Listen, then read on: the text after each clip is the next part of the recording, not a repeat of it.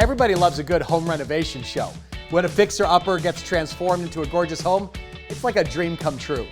Oh my gosh! And when that kind of transformation happens in someone's life, it's even better.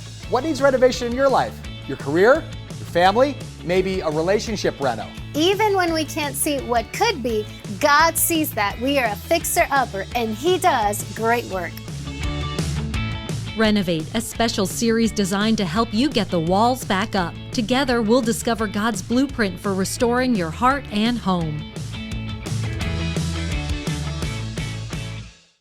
We all love a good before and after story to see a house go from shabby to chic. Hey! When we can't see what could be. Even when we... So what needs renovation in your life? Your career?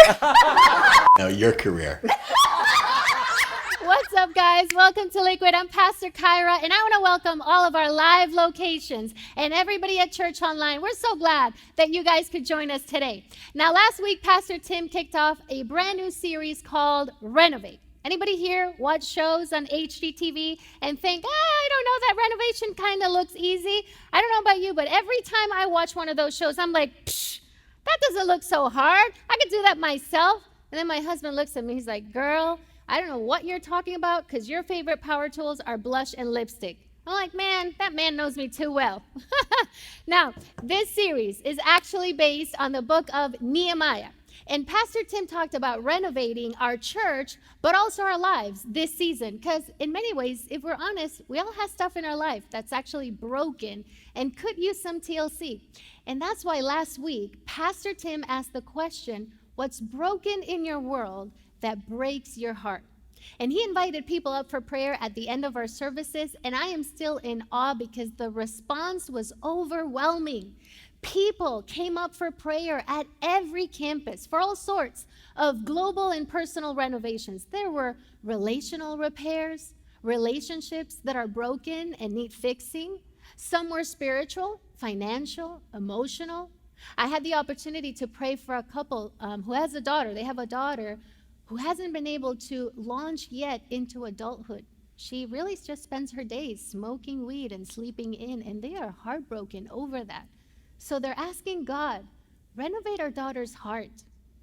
I had the opportunity to pray as well for a man whose heart is broken for the village of Trujillo, Nicaragua. He wants to renovate that village. So he wanted to pray so that they could get the machines, cut through international red tape, and gather every material that they need to complete the project. So he came and he said, God, help me complete renovations in the village of Trujillo, Nicaragua.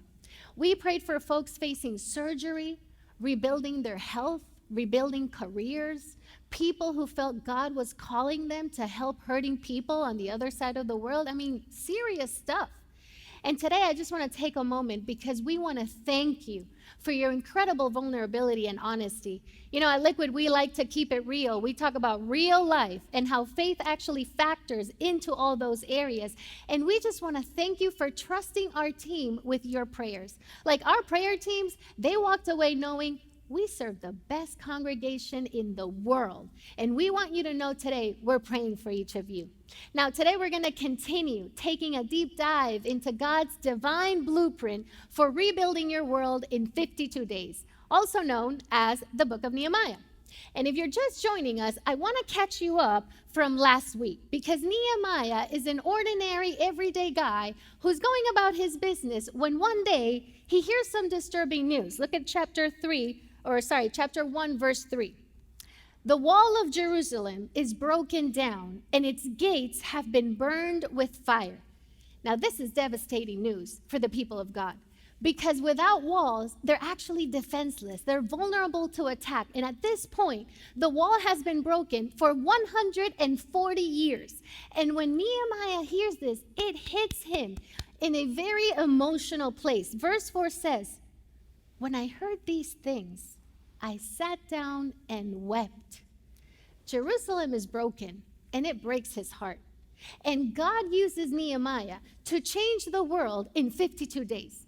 And Pastor Tim challenged us last week to be praying for the next 52 days, to actually pray that God would break our hearts for what breaks his.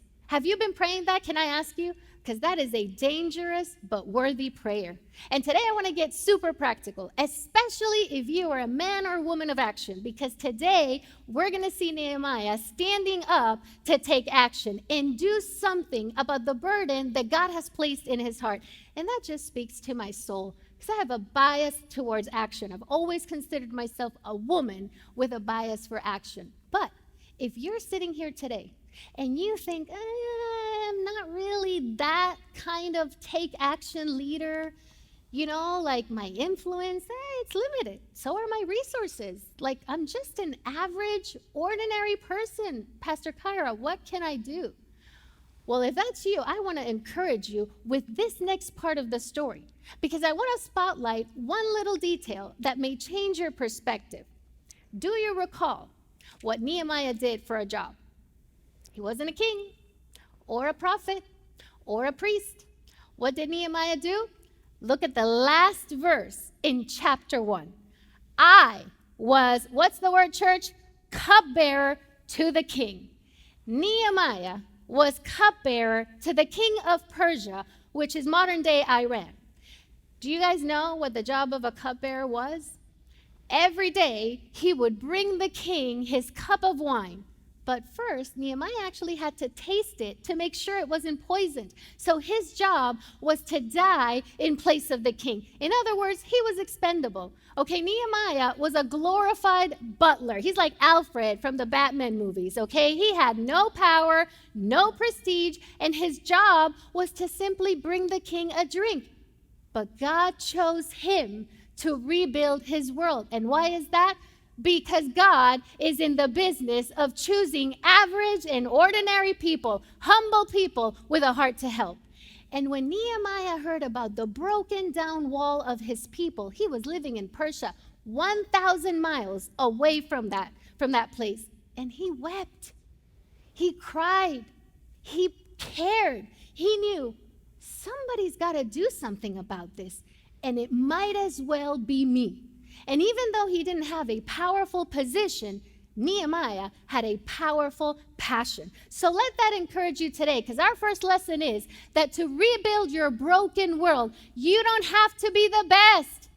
You just have to care the most.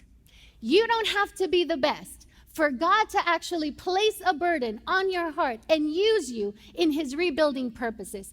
You don't have to be the one person everyone thinks, she's the superstar that God's going to use. I mean, church, have you read the Bible?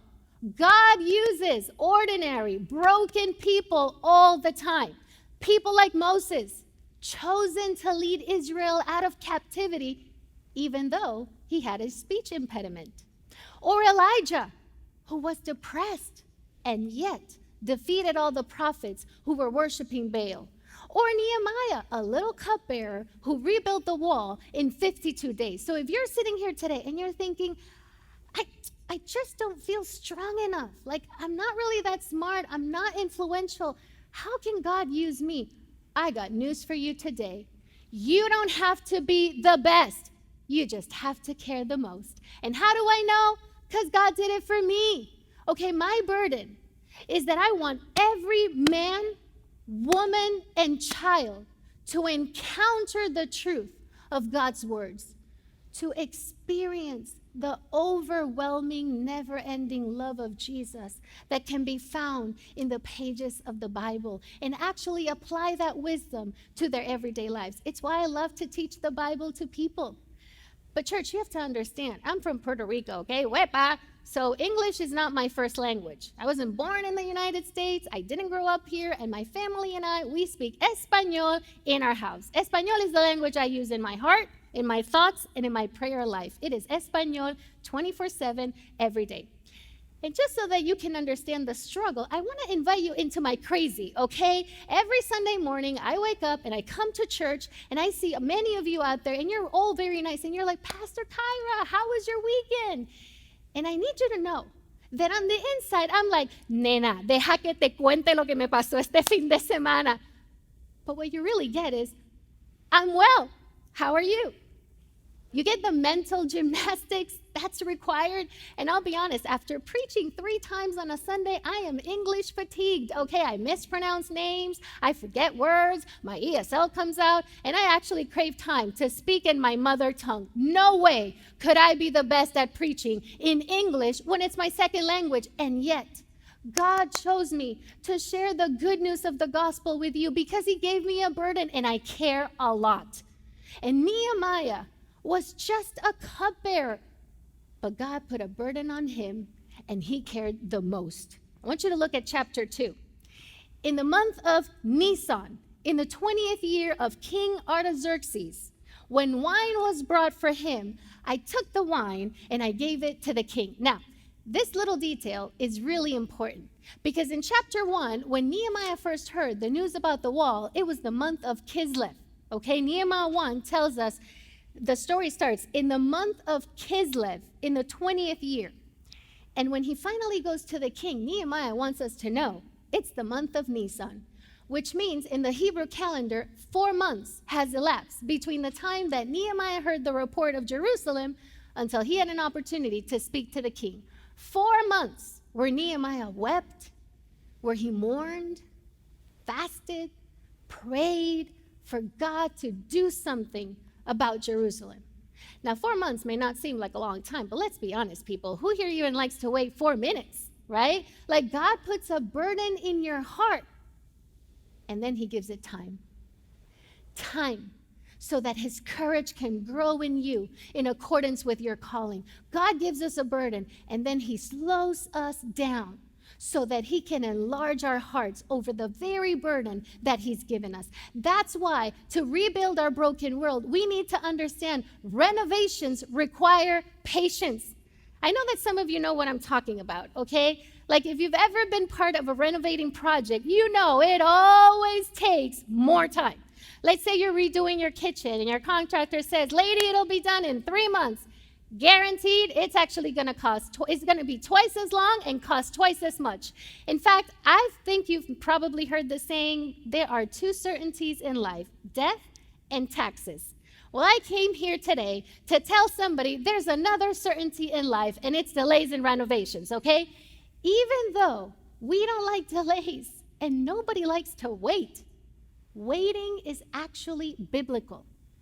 Abraham waited 25 years for God to fulfill the promise of Isaac. Israel waited 400 years to be freed from slavery. And then, as if that wasn't enough, waited 40 more years in the desert to be able to rebuild their nation in the promised land. And I know that many of you can relate because you've been asking God to help you rebuild, to help you renovate for years, and you're still waiting for it to begin.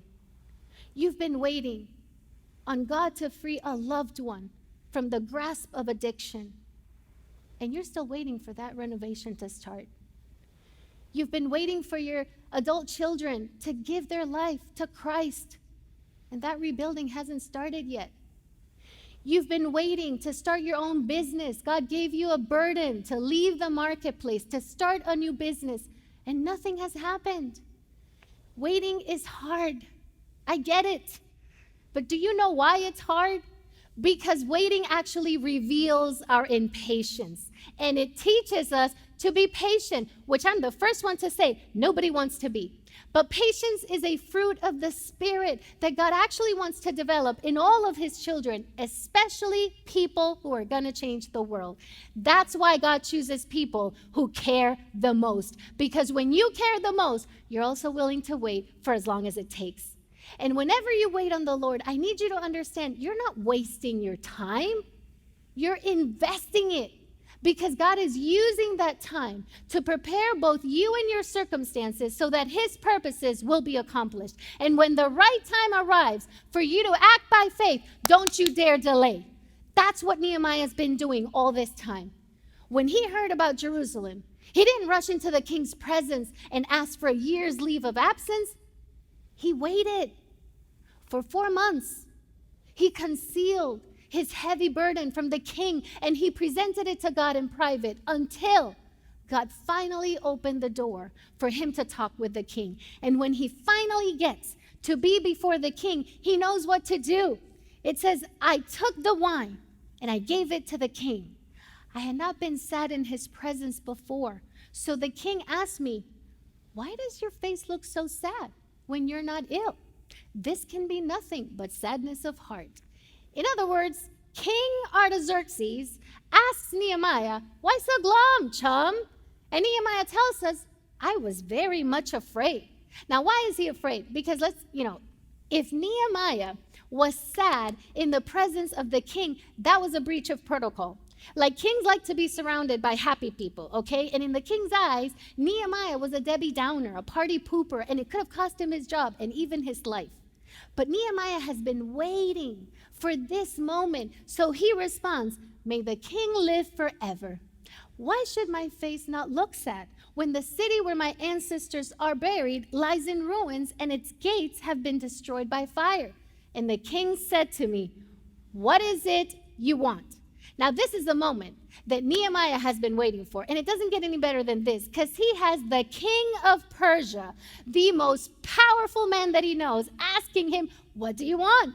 And I love what he does next. Let's read these words aloud. Then I prayed to the God of heaven, and I answered the king.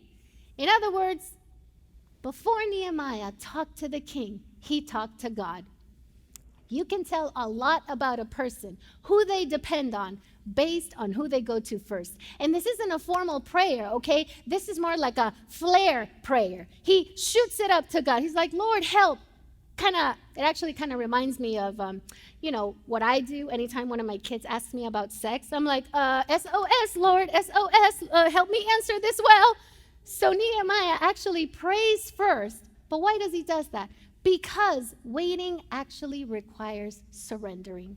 And Nehemiah understands it's not his place to change the king's heart. His place is just to pray and leave the rest up to God. So Nehemiah responds, if it pleases the king, and if your servant has found favor in his sight, let him send me to the city in Judah where my ancestors are buried so that I can rebuild it. And what happens next is pretty incredible, because not only does the king ask Nehemiah, what do you want? He's now asking him, well, what do you need?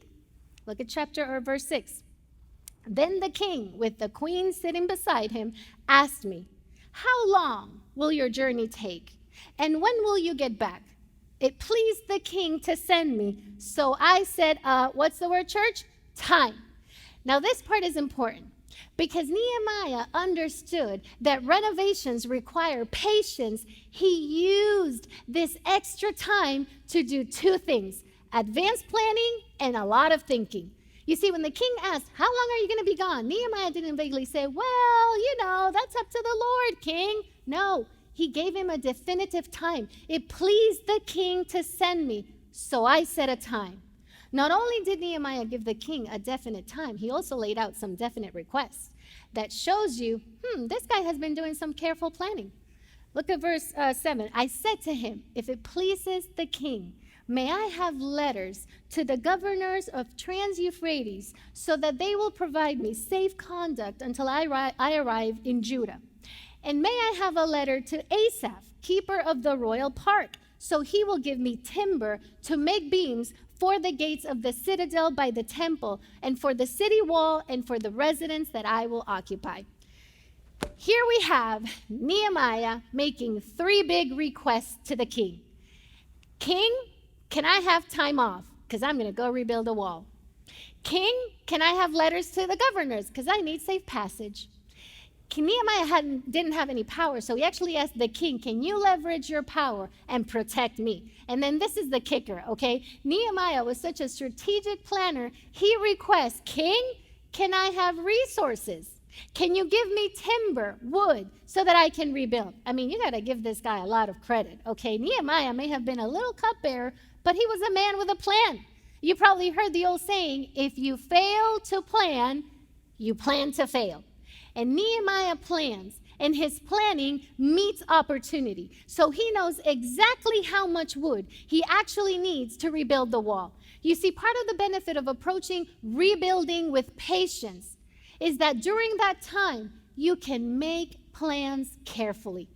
Now, I sometimes hear Christians say, well, planning isn't that spiritual. Like, we need to be more spirit-led and trust the Lord more, which I always translate as, I don't have a clue how we're going to move from here to there, so let's not do anything and see what happens.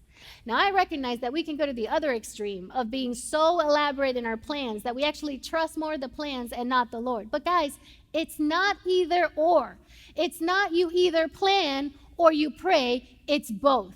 You invite God into the process of planning because God is a God of order.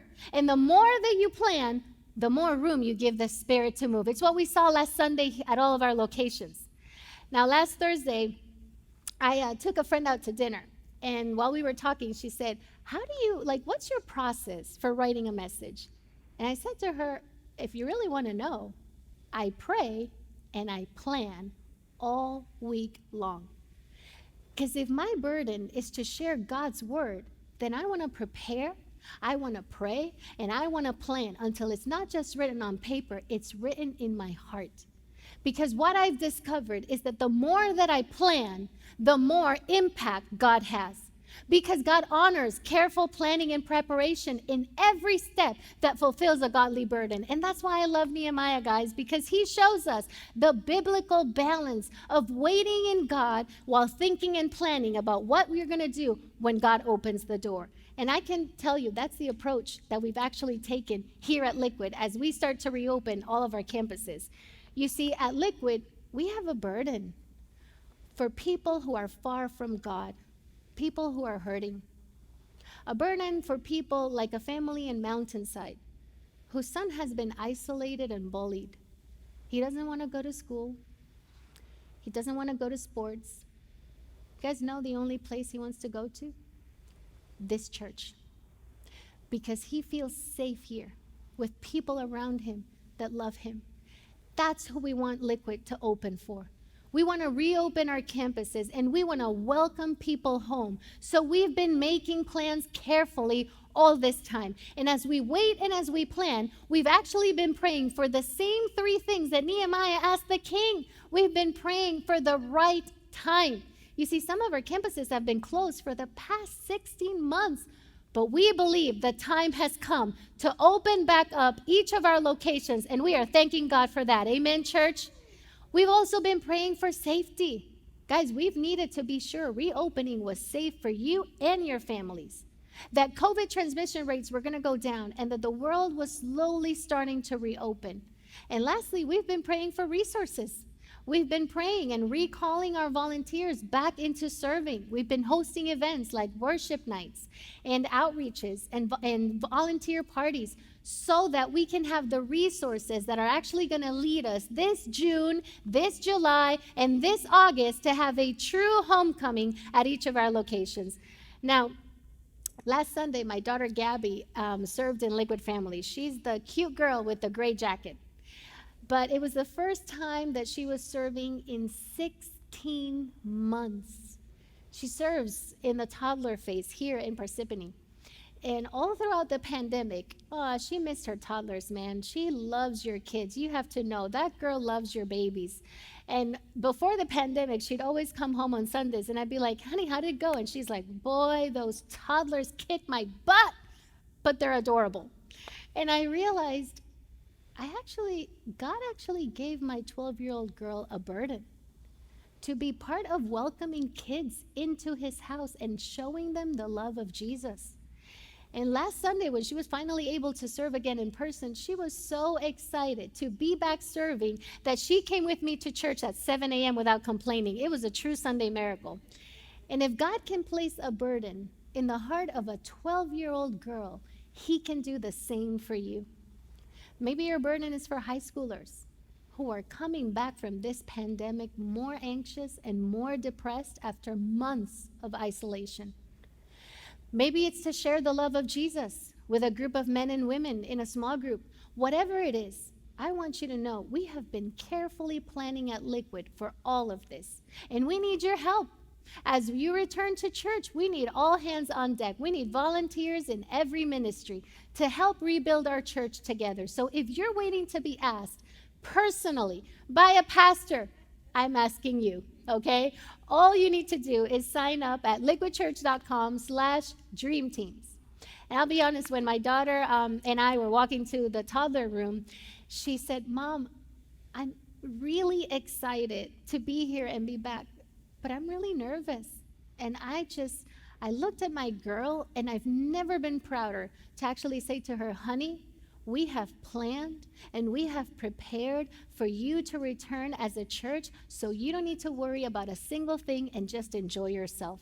Church, whatever you want to rebuild and renovate this spring will require careful planning. Okay, you want to rebuild your marriage? Start planning as you wait for that renovation to complete. It may mean you need to look for a counselor. You may need to budget wisely. You may need to hire a babysitter, but it is worth it if you plan now. If you want to renovate your career, you may need to learn a new skill or a new trade.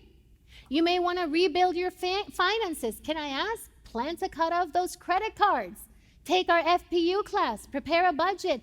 It may not sound earth-shattering, but people who change the world do it when they make plans carefully.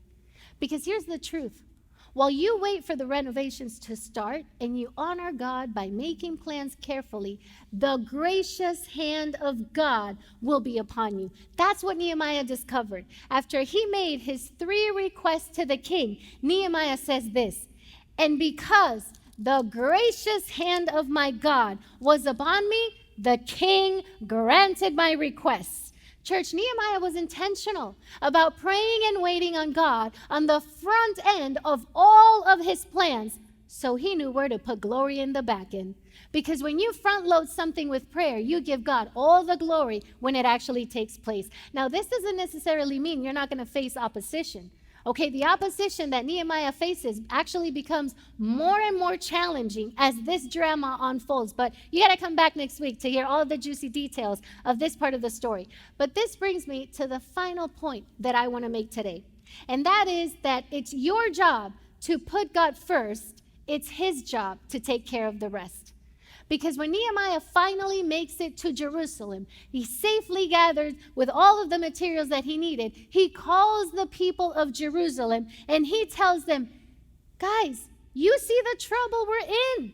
I'm defining reality for you. I ain't hiding anything. Jerusalem lies in ruins and its gates have been burned with fire. Now come, let us rebuild the wall of Jerusalem and we will no longer be in disgrace. And then he goes on to say, I also told them about the gracious hand of my God on me and what the king had said to me. Nehemiah lets the leaders know this isn't my project, it's God's project. In other words, Nehemiah doesn't get everything that he asked the king because of any royal favor or because even his own preparation. He got it because God was the one who moved the king. God touched the heart of the king of Persia, and now he's the one bringing all of Nehemiah's plans to fruition. You see, when God's favor rests upon the head of his own, even a pagan king bows down. And that's exactly what happened here. A pagan king gave Nehemiah financial, political, and military support to rebuild the wall of Jerusalem. That's what favor is called. There's no other way to explain it. The gracious hand of God was on Nehemiah. And when Nehemiah meets with the leaders of Jerusalem, he doesn't beg them to join in the project. He doesn't manipulate them. He doesn't make deals. Nehemiah had a high calling from God, and he never stopped treating it like a high calling. So he tells the men, guys, come on, let's stop kidding around. There's a job to be done, and God is leading us to get it done now. And he relied on the Lord to create a true inward motivation for the men. And that's why we see how even in the response of the leaders of Jerusalem, the gracious hand of God was on Nehemiah. Because here's what they said, let us start rebuilding. So they began, what's the word, church? This good work. Translation, Nehemiah, we're with you, Holmes. And this is amazing because they could have responded in a variety of ways. They could have said, thanks, but no thanks. It's too much work. Or, we've tried it before, Nehemiah, and we've actually failed. Or it'll take too long. Ain't nobody got that kind of time.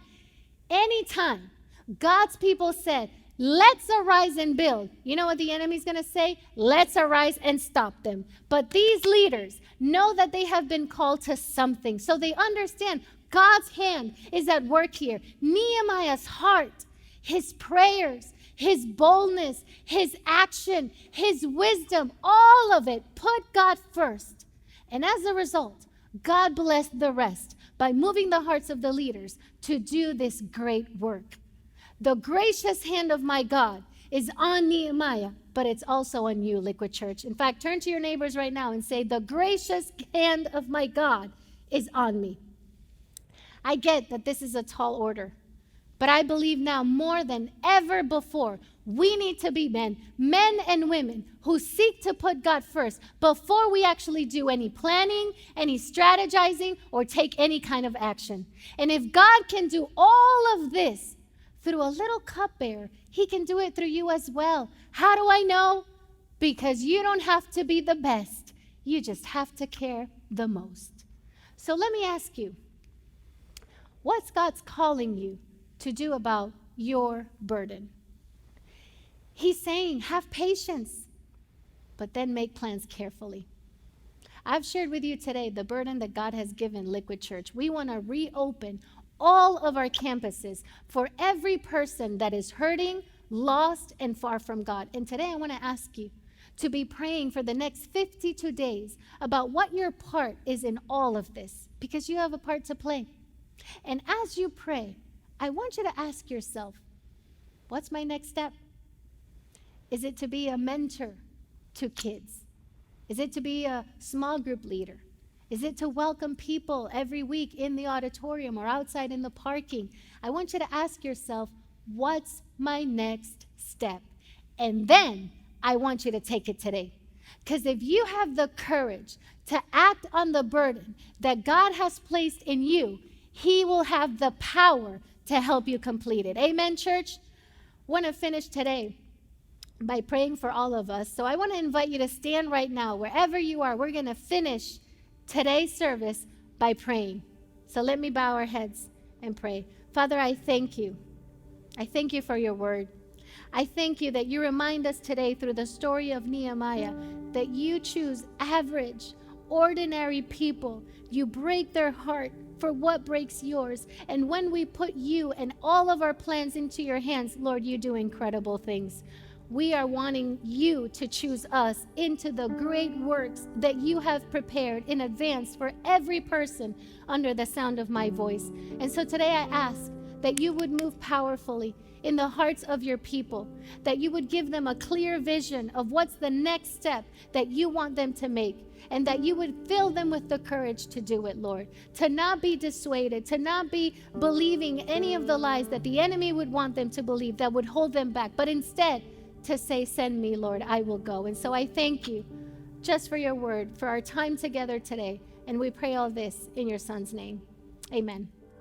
Thanks for watching the Liquid Church YouTube channel. Hey, don't stop here. I want to invite you to be part of our online community. Subscribe to this channel so you don't miss a single video or live stream. And share this with a friend. You know, everybody's welcome to join us. If you were blessed by this message, you can support our ministry by clicking the Give Now button to help us continue to reach people around the world for Christ. Thanks so much for watching. God bless.